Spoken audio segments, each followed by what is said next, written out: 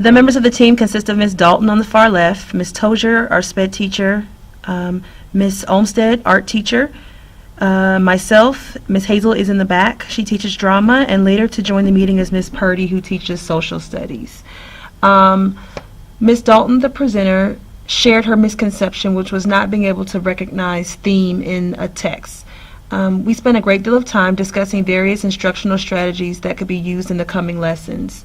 She stated that the average score of the class was 40%.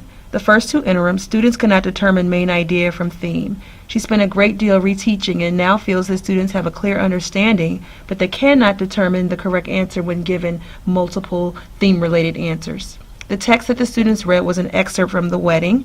There were 2 questions on the interim around this standard. Leading up to the selected clip, the following instructional strategies were suggested for implementation: poems, cartoons with no words, newspaper ads, 2-column notes, and student-generated questions based on the text.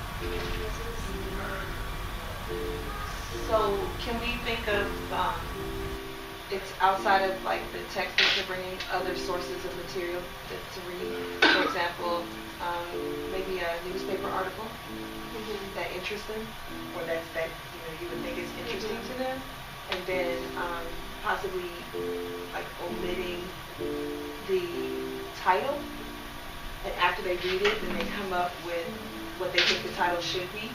It's kind of like reverse. Obviously, as a music teacher, I would suggest maybe song lyrics, and then they have to pull what's the theme of this particular song. Yeah, song lyrics, because they're shorter sentences, so to speak, easier vocabulary, but they always have, within the song, there is a theme. Whereas if you just open The Great Gatsby and pick any paragraph, that might not be showing a theme. So finding the paragraphs you need to use, hopefully there's like EnglishTeachersRUs.com. Yeah, because even in the past few weeks, we've been teaching them a new technique for main idea, which is this new 2-column notes that the English parents using. And even for that, it's like I've been trying to find just articles that would interest them, because the things are hard to pull out of nowhere. And it's hard to find texts that are short enough to give them enough practice. So that's what I do. I was also thinking even to start off with like a couple like fables, because they're so easy to read and they have really, really clear messages. This is like a first step, and then like build up top from that. And even if it's Aesop's Fables, and the first one they read, short, and you say themes, getting even, being right, or love. Okay, so you put their choices in short phrases, and then the next time you do it, put long phrases that they got to pick from, and then the next time they do it, it's still a short fable, but you put these really complicated. When sticking traditional notions, the American dream, and you're like, make it lofty, but have them look for the same phrase that they looked for in the short answers. Like, the short answer was envy.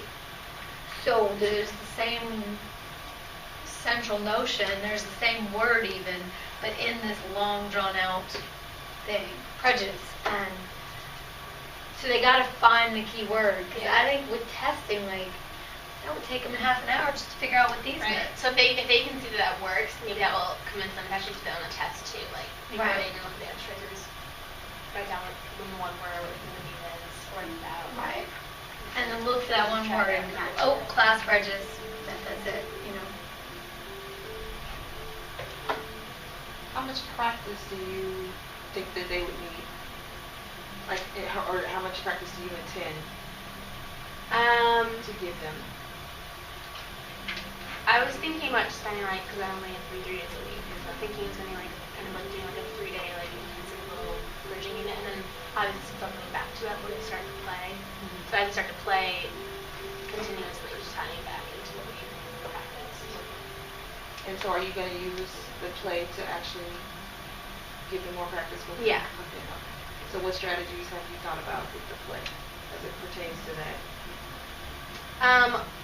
I think it's like similar. I mean, they have to, because I already taught the play for their blocks. Okay. So It's like building up from reading comprehension